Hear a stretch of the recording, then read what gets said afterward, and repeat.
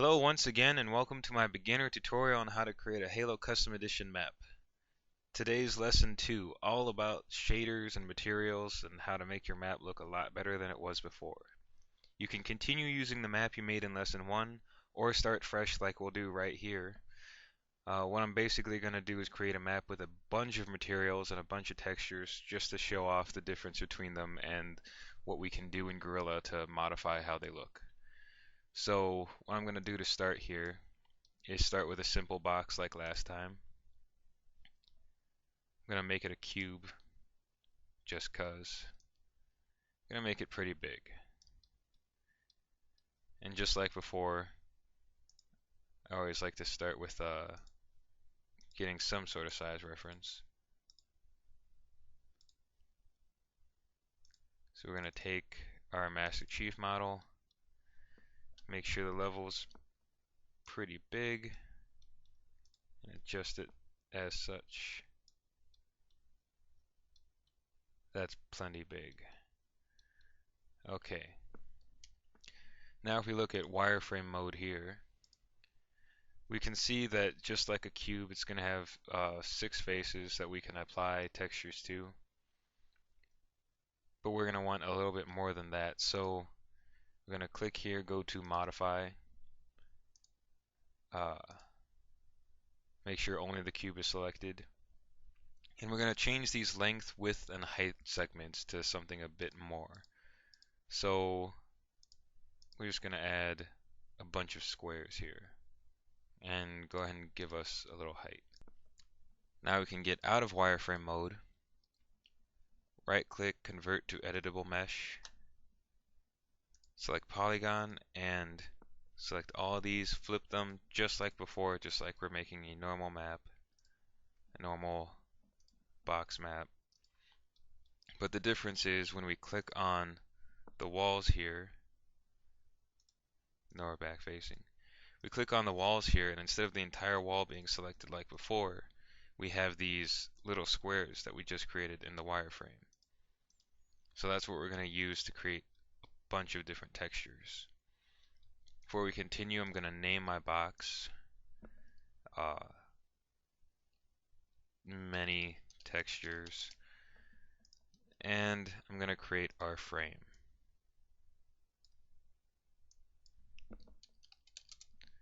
I'm going to link the two. There we go. Go back into modify, polygon, and we're just going to start by selecting all, Control A, and setting them all to the same ID. That way we don't have to select every individual block. Now, unlike our last map, I want walls in this one. So I'm going to select all the bottom ones here. And take off ignore back facing, so I select everything. And I'm going to go into wireframe mode again. You can also press F3 to quickly switch between the two. And I'm going to select all of these faces throughout the entire box. And I'm going to change these to ID 2. So now if you click on these squares, you'll see the top square here is 1, right underneath is 2, and everything underneath is 2.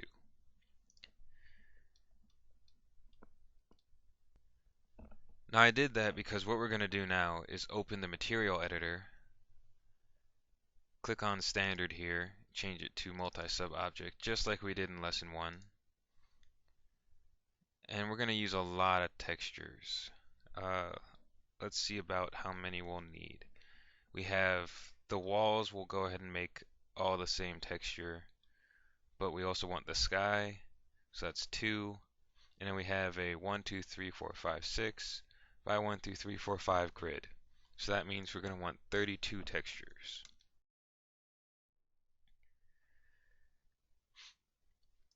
We're going to change this name to something that's meaningful.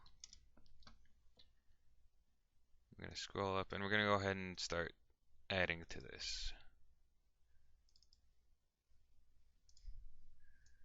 The first thing we're always going to start with is plus sky. something to give us a little reference. We're going to make this light blue so we know it's there. We're also going to name it here. Now when we apply it to our object here, out of wireframe mode, and also in create, so that it applies to the whole object, we'll see that all the faces we put 1 on are now blue. Because, like I said before in lesson 1, this ID here corresponds to the texture ID that we applied to that face. And you can see it even shows the name. So with that in mind, we can now start texturing everything else. I'm going to go ahead and leave ignore backfacing off, but go into wireframe mode so that I can see everything that's going on, everything that I'm selecting. Oh, leave it off, I mean. So now you can see all the walls are selected, just the walls.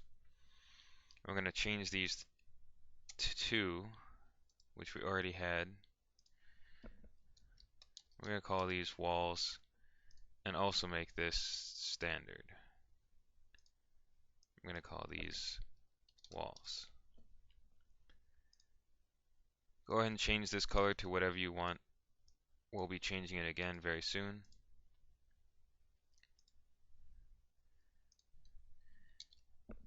And now I'm just going to make a bunch of textures. For your map, go ahead and set the number of textures and the names and all of this kind of stuff to whatever you'd like. I'm going to go ahead and go up to 10 for now, actually. Or the minimum, let's go to 24. Because I'm going to show off a bunch of textures later on, a bunch of shader effects.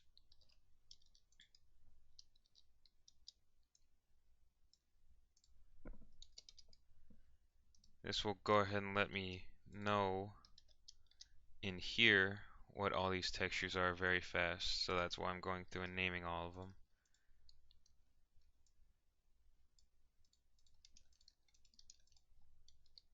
And there we go.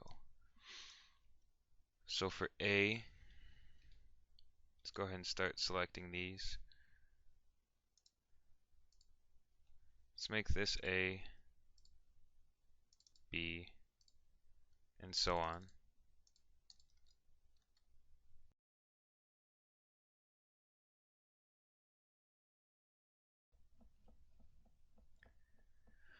So what we have here now is a bunch of squares we've applied different textures to.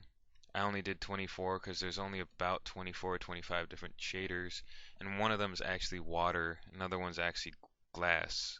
So some of these won't really look quite right, but I just wanted to make sure I had enough.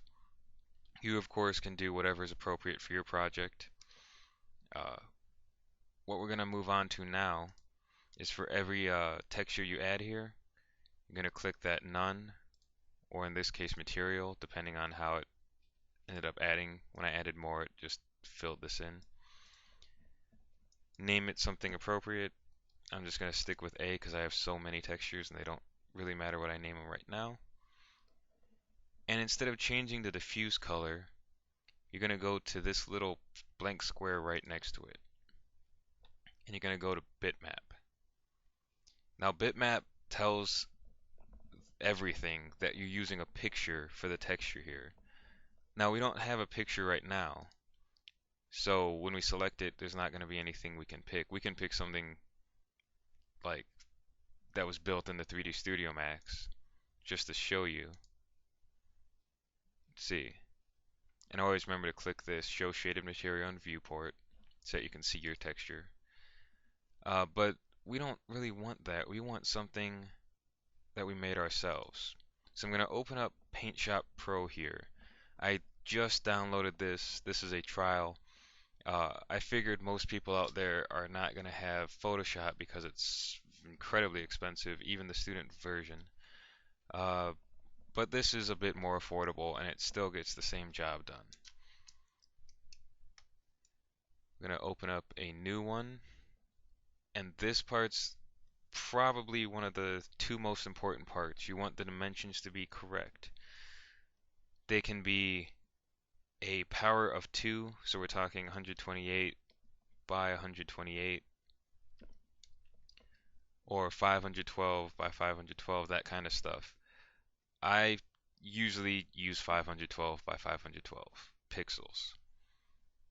If there anything else, uh, there might be different other accepted specific sizes, but if you don't put it like this, usually you're going to get an error from Tool when it tries to build your pictures, and you won't be able to use those textures. So just remember to set this up correctly.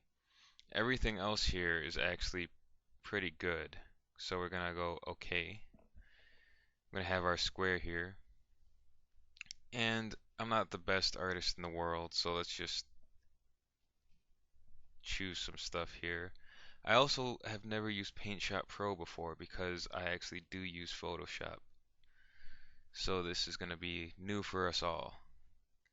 Uh, let's make this some sort of ground texture. So, yeah. And we'll call this, actually, let's mark it something so we'll know. So I'm going to mark this one as A. Now when I go to save it, you want to save it as a TIF, tagged image file format, or TIFF. I'm just going to call this A as well. So we'll save it.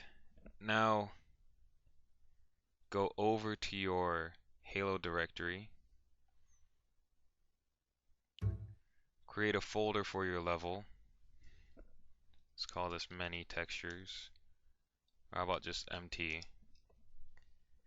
So I don't have to type a bunch of stuff in a lot. Create another new folder.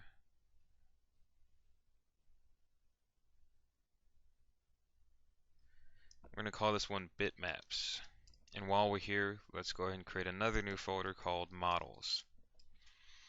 Remember, models is where you save the JMS file like we did for our level in lesson 1. So now we're just creating an additional folder called bitmaps. Beautiful. I'm going to go ahead and speed through and create all the other textures. We're looking at about A through V. So I'm going to go ahead and speed that up.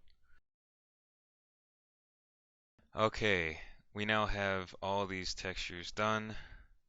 So let's go back into 3D Studio Max and start applying them. This is also going to be sped up a bit because there's also a lot of tedium involved in this. Just remember though, every time you're going to click this box right next to the fuse, make sure it's bitmap. And I'm going to go ahead and go to our bitmaps directory and select something appropriate.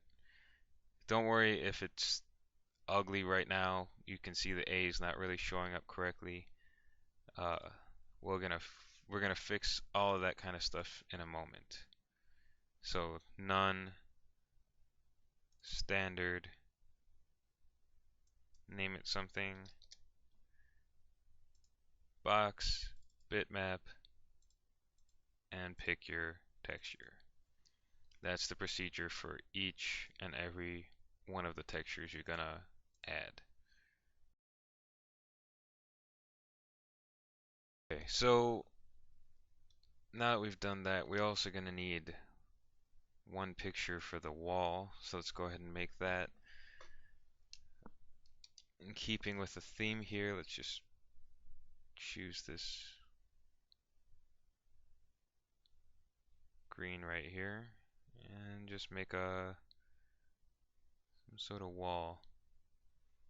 Like I said, Paint Shop is not my preferred method, and this is my first time using it, so I'm just going to stuff like paintbrush and colors right here.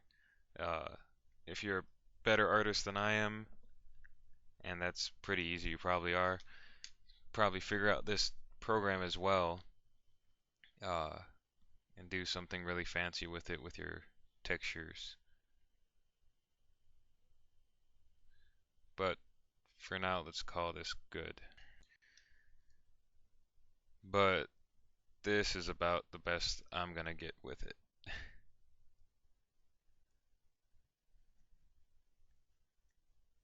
Okay, so we're just gonna save this ugly green panel texture. We're gonna also give it some kind of purposeful name like wall. They don't have to match your uh, names here. Like I said, I put wall there, but this is walls. Just make sure to name them something you're gonna remember. And there we go. Best level ever. At least a lot more interesting than the white boxes we made in lesson 1, right? But of course, you noticed, I noticed that our letters are not showing up on these squares. It still looks pretty ugly even if we had better texture. So that's not a mistake. It is missing one more crucial part. Go ahead up to your modifier list with your box selected and drop down to UVW map. Each of these mappings will change what happens to the textures. So make sure everything's selected, Control A. You'll see now all the textures have changed pretty drastically. So for our purposes here, I'm going to select a face mapping. And what that does is, as we saw in our wireframe mode, we have all these faces, these little squares here. So when we do face mapping, it gives each texture to each face that it's on. So all these squares get an entire extra copy of that texture, which is why everything on the wall looks like you can see all the squares because the texture stretched out. And on our ground, we now have the alphabet up to V.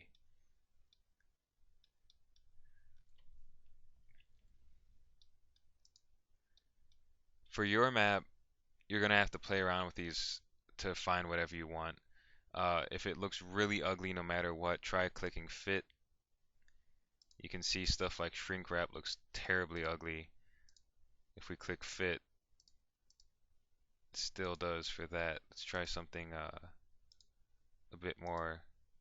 I think I already clicked fit before, but usually stuff like that will make it look a bit better. And you can try other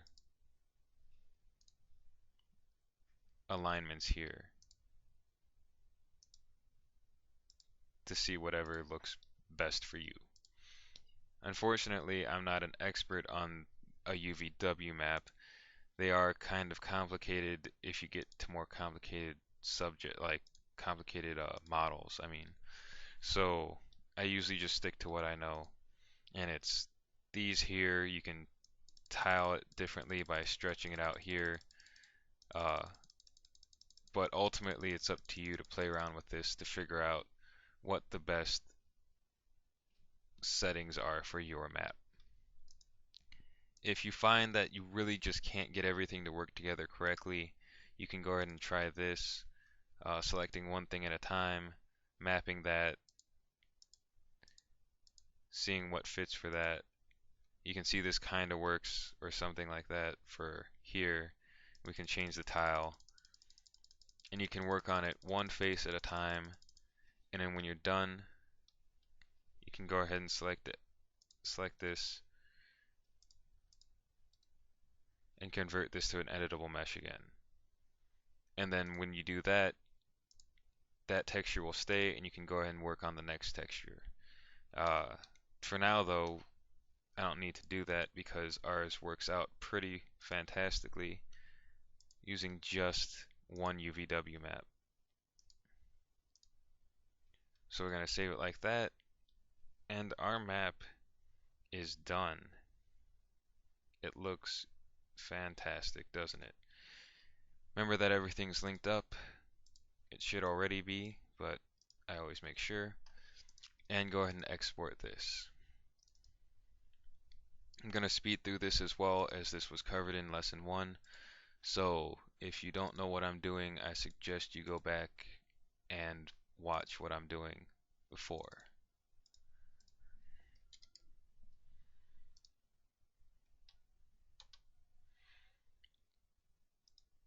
One extra step you're going to want to do though that wasn't covered before is that when you go to run tool, before you run structure, which was tool structure, you're going to want to run tool bitmaps.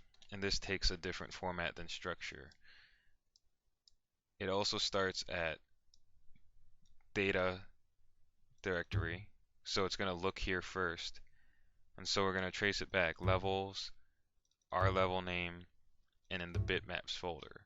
Unlike structure, we do need to include the bitmaps folder in the path. So we're going to do levels, mt, bitmaps, and run it.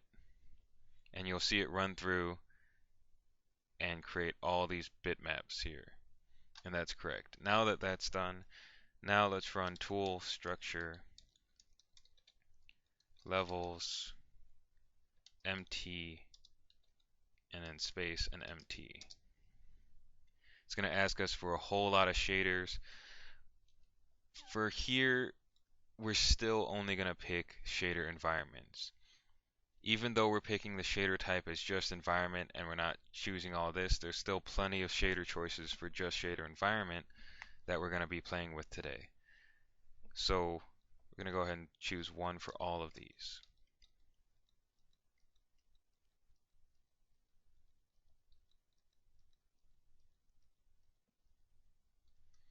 And rerun it.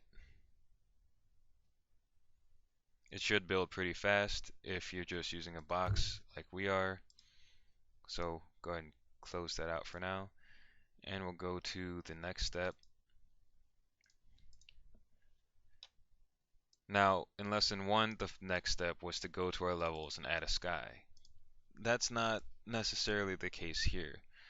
You'll notice in your tags directory, now we have all these shader environments up here. In order for textures to show up in game, we're going to have to modify every single one of these that we had in our map.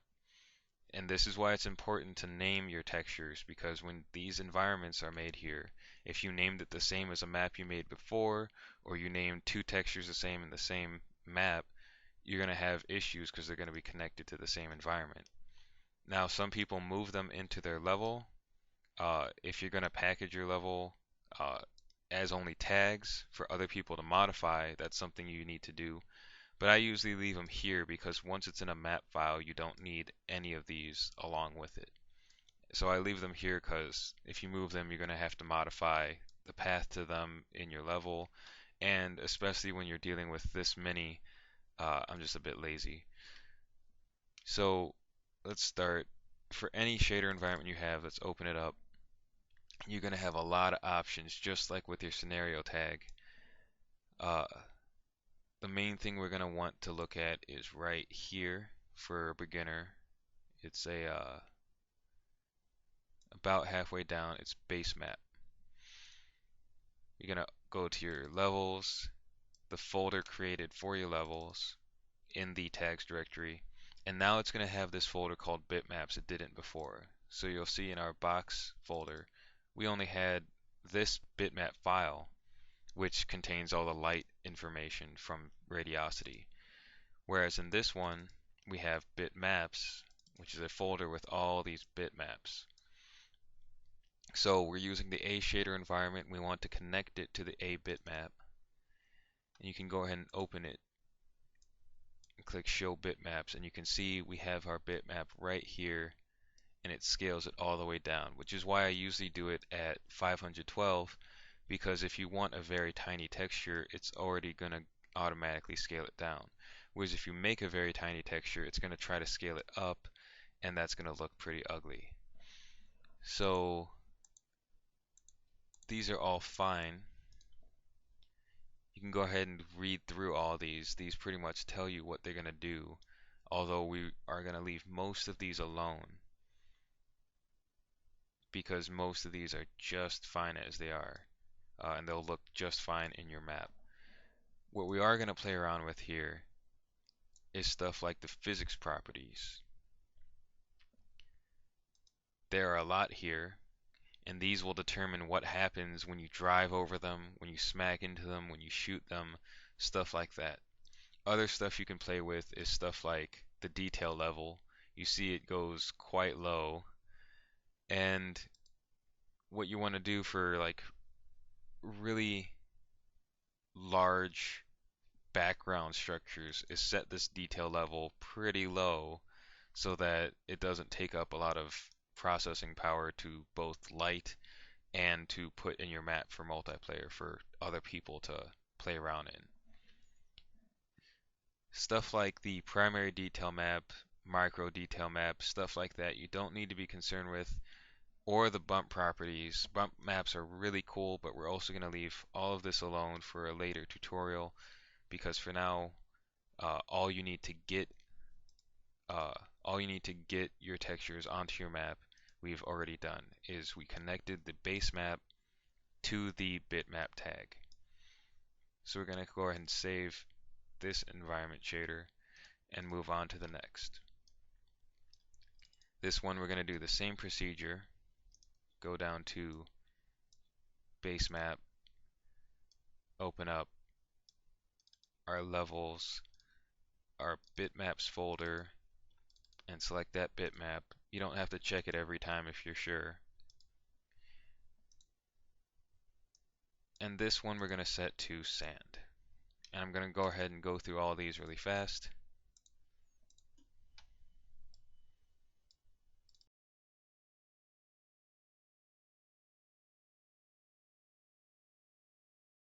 We're going to go to, always remember to add a sky to your map. Almost forgot myself, but I'm going to do that right now.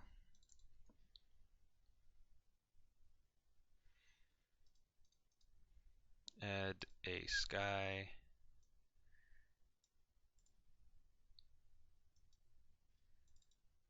Let's pick clear afternoon just because it's quick and easy. We're going to give our starting equipment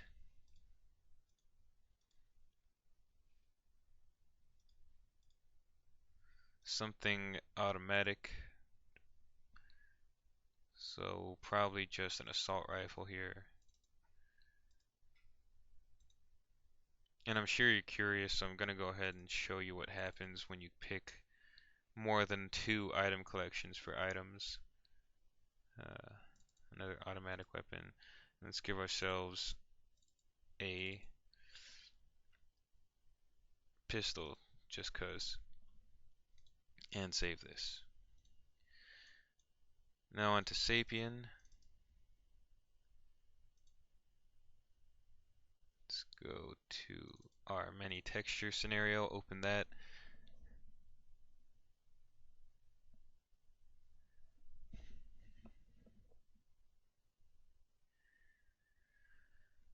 Now I said before it would take a while to load a complicated map, and you're seeing it's taking quite a while to load this map even though it's not complicated. Geometrically speaking, it's not.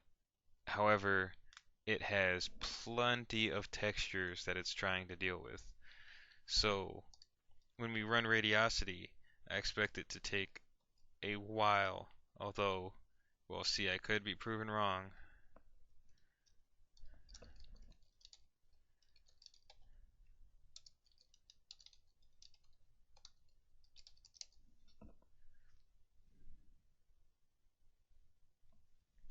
Yeah, so in our first map, it went right to 0. This time you get to see it process quite a bit as it's trying to bounce light off of all our textures and give them color and all that good stuff. So for your sake, again, I'm going to speed this part up. As you can imagine, a map with 20 something extra textures here and there is going to take a while both to set up in tags and to render here in Radiosity and Sapien. So don't think that your first map is going to take anywhere near this long in any of these steps. I just wanted to show you what will happen when you have a map with many, many textures. If you want, you could just make the texture of that box map you made, just make that all red or something like that, and it shouldn't take anywhere near this long. And you only need to link one file through Gorilla. So remember, this is a very complicated map in terms of textures, and that's why it's going to take several minutes. I'm going to go get lunch. Uh, I'll see you when it's done.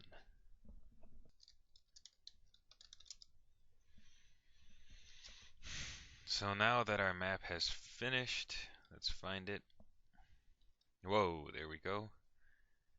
Doesn't that look pretty? All of our textures working correctly.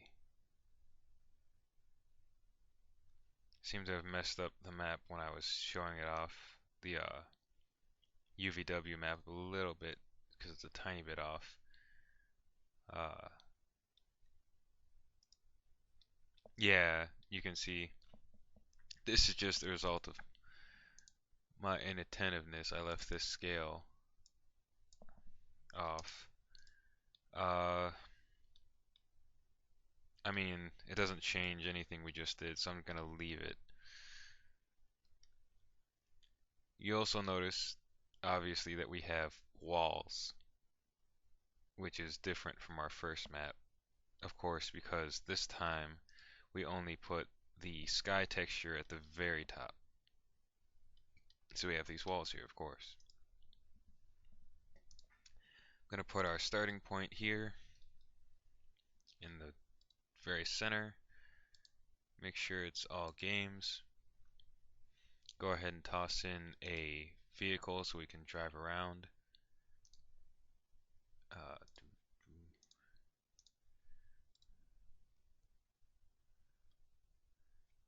edit types, add.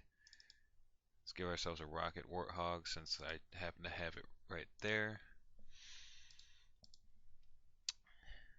Let's move it. Whoa. Move it over to the O. And make sure it always spawns. Now last time I showed you how to put weapons on your map, and while that does work to put them on your map, if you were to put a weapon such as these, they will despawn. And you can see I did forget to set stuff like rounds and stuff. They're gonna despawn. Uh, I'll show you the difference between them here. I'm gonna add a sniper rifle because it happens to be right here. And zoom in a little bit. I'm also going to move it into the light. Okay, so you see the sniper rifle. And now that I've set this, no matter what you set here, it's going to be limited by the particular weapon. So I'm going to go ahead and max out the ammo here. You see it right here, but it's going to despawn. To keep weapons in a multiplayer game, because these weapons are meant for single player games, you're going to want to go down to game data, net game equipment, place one of these, and change the item collection here to an item collection of a weapon you want. So this time we're going to show the difference here. Just to contrast, we'll give it a rocket launcher. Make sure this also spawns in all games just like the vehicle, and everything else is good. We can make it levitate if we want. Let's go ahead and do that actually. Now if you look at this though, the net game equipment does not show you that there's a rocket launcher there. It does show you that there's a sniper rifle here for weapons, but not a rocket launcher. So what I usually do is toss down a weapon, toss down a net game equipment on top of that, so I know where all my weapons are placed, and then delete the weapon before I save my map. That way I know where I'm placing all my weapons in the map. And I know that when I save it, if I see any weapons on the map, then I've accidentally left it, I need to get rid of it. This allows me to place weapons very particularly and know that they're going to spawn correctly.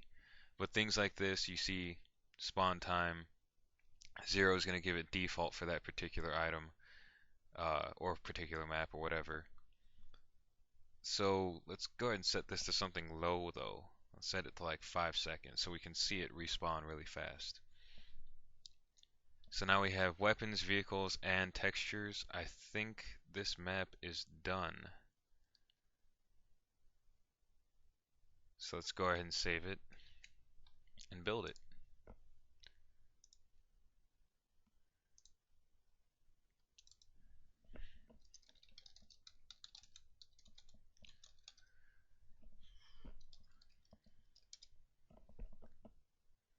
And we're good. We can go ahead and make sure it's in the maps directory, which it should be, and it is. And now we're going to go ahead and start up Halo. So here we are in Halo, in our nicely custom textured map. It's still just a square level, but as you can see, I set the walls to thick metal. You can see now that the bullets are bouncing off, or at least it looks like they're bouncing off.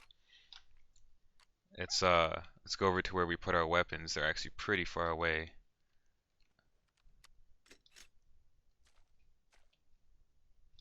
And you can see that sniper rifle is already gone, but this rocket launcher is not. Also, you'll notice I do have 3 weapons. This is what happens when you give yourself 3 weapons in your starting equipment. So I can swap it and I still have 3 weapons. So if you want to give yourself up to 6 weapons in a single map at a time, you can actually do that. It's pretty cool. Moving on, we're going to get in our Warthog, and I want you to notice the ground here. Ew, it's purple. But then over here it's not anything. And then over here it's like water. This is what happens when we modify those physical properties. Oh, doesn't that look awesome?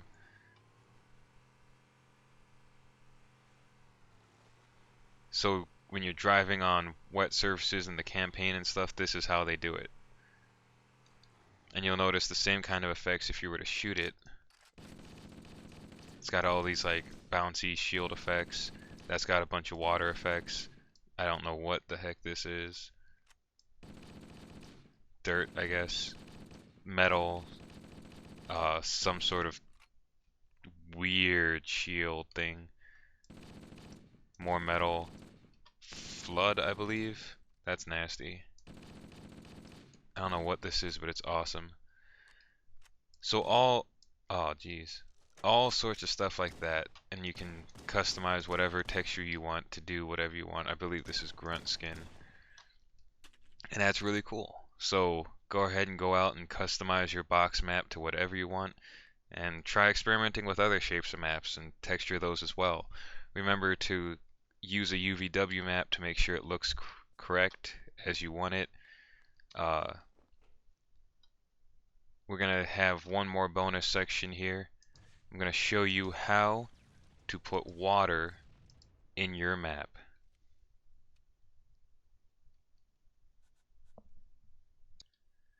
Hey, so now we're going to add some water to this map. Make sure you haven't selected anything, click out, and go ahead and go over to your Create tab, click on Plane, and draw yourself a little plane here. It doesn't have to be the same size as your map, it can be any size, but what this is going to represent is the surface of the water. So you want to make it whatever decent size works for your map. You can also have it at any rotation, anything like that, as long as the side that has all the textures is going to face the player, basically. What we're going to do here, go ahead and go to backface call. So you can see we don't want this side to face the player initially, because anything under this is going to be underwater. So we want to have this face the player. We're going to name this very specifically water, exclamation mark, cash sign, dollar sign. And we're going to create a material, click out and press M to open your material editor. I already have one ready here. You named it water, and then in the material number here, make sure you replace that with water, exclamation mark, dollar sign. Go ahead and drag this over. You can go ahead and also uh, convert this thing to an editable mesh if you'd like.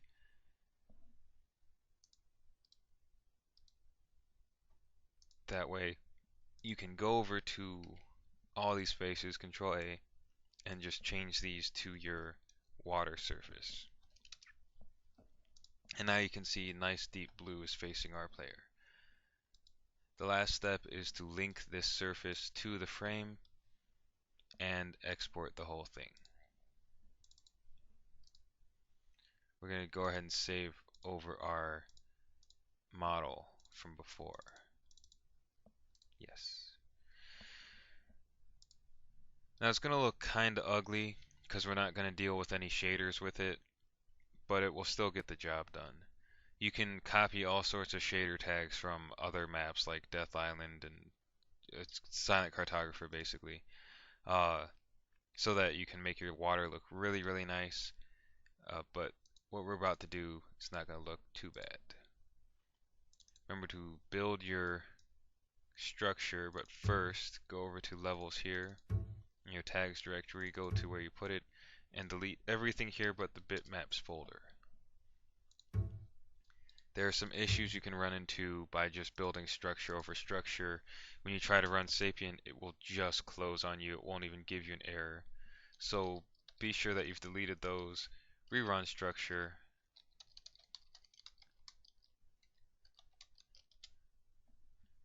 And it will give you these errors. This is fine. As long as you see this little stuff down here, everything has worked exactly as it's supposed to. We're going to toss the sky onto our level really fast because we've done this all before.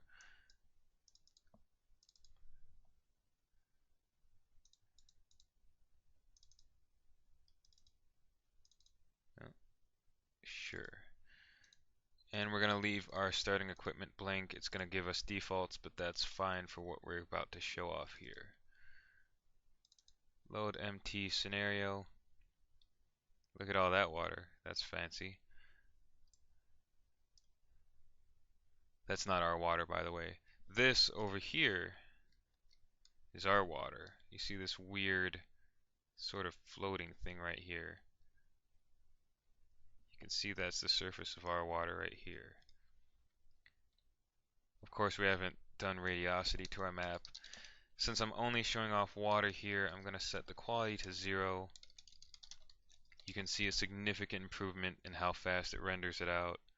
Because this is such a complicated map, I'm just going to leave it like that.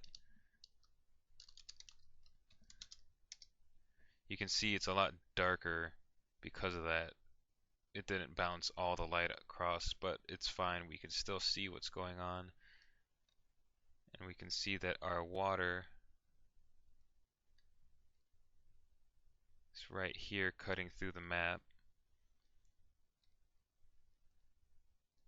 But what we're going to need to do here to really make this show, to really give an effect of water, is go over to cluster properties, palettes, fog palette, and change the fog palette here. First click new instance, and click these 3 dots here, and go to your tags directory, levels, test, Death Island, and you can just take the water fog from them. Rename this to something like water. Change the fog scale function to 1, and go over to fog right under the palettes and change this to your name here. Make sure all these changes are actually happening to your thing. There. So now our water fog is correct. Now this is a bit darker of a sky actually, so we're gonna see the water's a bit harder to see in this, but it is there, and you'll see maybe you'll notice this little green line here when you have fog selected, and that's telling you that everything's working and you're gonna see some nice water. When we load the map. So go ahead and build the map here.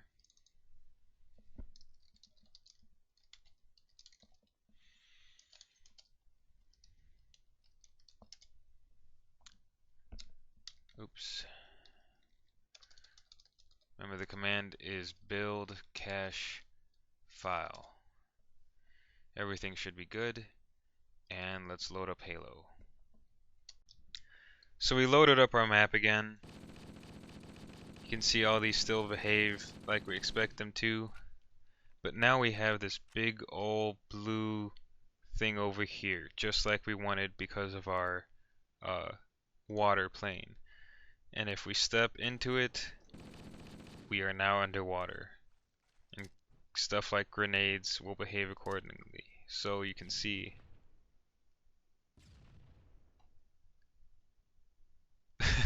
some stuff's just from the Halo engine, like smoke coming out of the water, but you can see you now have some water here, and you can put this wherever you want in your map, make pools of it. Uh, really cool stuff. So when we start doing more advanced textures, reflections, bump mapping, stuff like that, we'll go over how to make this look a lot more like water with reflections and ripples and all that. But for our purposes for right now, that's what we got. We got ourselves some working water. You can go underwater, shoot it, bounce grenades off it like you're skipping rocks, whatever you want. Our next lesson will be on indoor as opposed to, I count this as outdoor. So we're going to have indoor and more complex maps. So you're going to be able to use your texture knowledge now to create interior walls, a little bit about lighting because we're going to need alternative forms of lighting if we're not going to have a big old sky in front of us, or above us rather. Uh, and more complex maps. So instead of just creating this little box, which is still basically what we did in the last tutorial, we're now going to have stuff with corridors and rooms, maybe even some doors. So let me know what you think in the comments if you want anything added into uh, basic, uh, indoor, and a little bit complex maps. Uh, so, rate, comment, subscribe, all that good stuff. Good luck, good modding, and hope to see you next time.